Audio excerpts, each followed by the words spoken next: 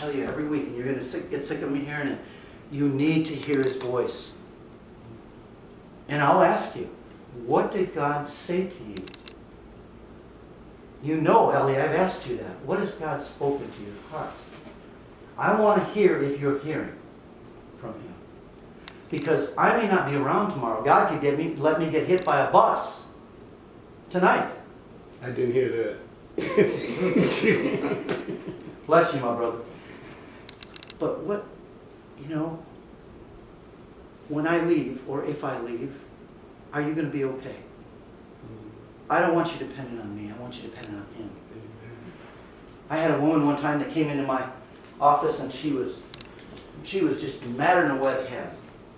I don't even know if wet hens get mad, but I just heard that saying from down south here, so I just use it now.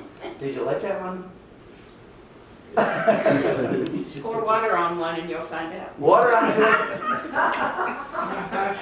Anyway, she was upset. And she said, Pastor Mark, she said, I just am fed up with my husband. Just fed up with my husband. And I said, well, what's the matter? And she told me some things. And I said, well, she said, so I want to get a divorce. I want to know if it's okay. I said, well, what did God tell you? She goes, what do you mean? I said, what did God tell you? Did He tell you it's okay to get a divorce? And she said, I don't know. I can't hear God's voice. I can't hear God's voice. And I said to her, you're not having a problem in your marriage. You're having a problem with your relationship with God. Mm-hmm. And if that's not strong, the other will not be either. So I said, I want you to take 2 weeks and I want you to leave my office. I want you to go and really seek the Lord. I want you to pray. And I've been teaching on praying as not a one-way audition, but a two-way communication where you pray and you speak and you listen to what He's telling you. You break into a time of just being broken and in tears and weeping before the Lord. Praying like Jesus prayed with strong crying and tears unto Him that was able to save him from death. I love Rick Pino's description of prayer. Sometimes, sometimes that ugly prayer, ugly crying, with strong crying and snot coming out of your nose and just that time. And then when you break through, then you listen. You just listen. And you hear His voice. Because every one of you has got a built-in hotline right to heaven. He built it in every human inside of their ear canal so that if you don't hear it audibly, you can still hear it. Now that's freaky. That we can hear Him without ears. And we can see Him without eyes. And we can touch Him without the sensory ability of touch. And so I told her, I said, now you go and pray. And I said, I want you to break through to the Lord, and I want you to pray, and I want you to ask what God said. And she was very sincere. She went and she prayed for 2 weeks, and she came back 2 weeks later. She came to my office, and she starts crying. And I'm like, oh, thank God.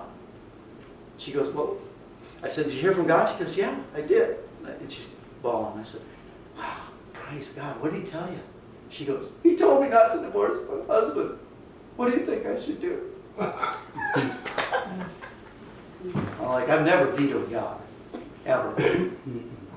But if He tells you no, then it's no. Then it's no.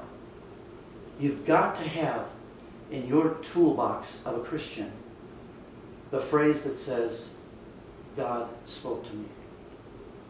Thus saith the Lord.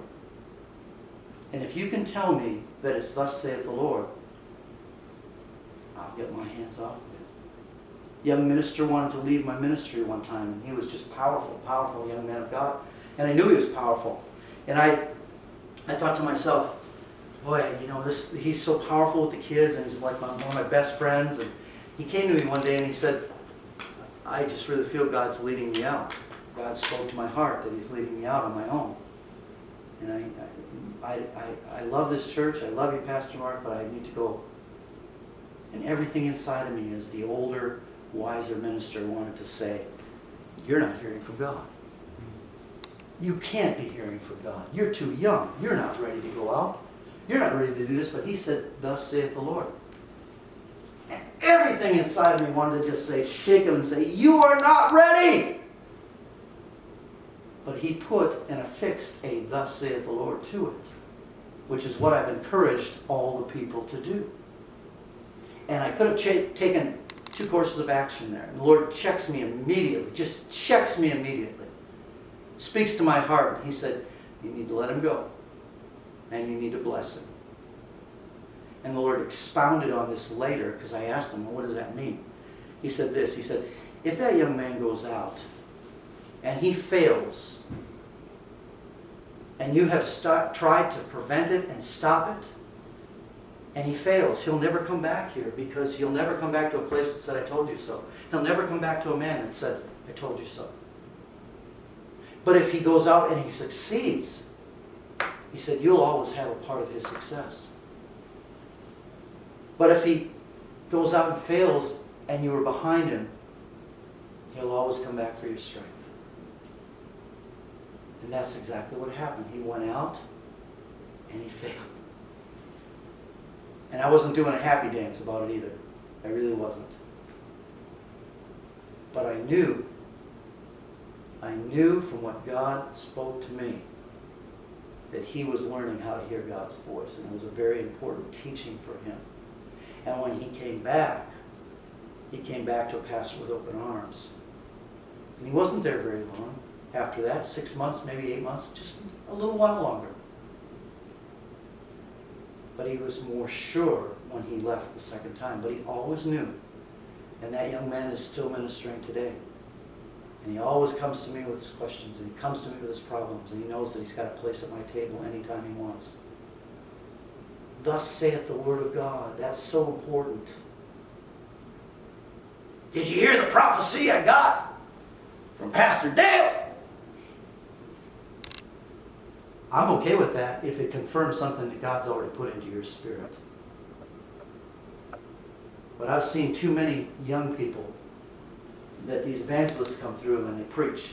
Oh, it's sad today! Rocking the head back and forth. Ah, it's sad today! You're called to preach! They go out and buy a briefcase, and the next day they're in the ministry, and they fail. And they just about starve to death. Because a pastor or a prophet told them and gave them a direction without them hearing it from God. We put carts before horses sometimes, and we can't do that. We need to have revealed relationships. I need to know you all by what God said to me. You need to know me by what God said about me to you. Amen? Amen. Questions? Comments?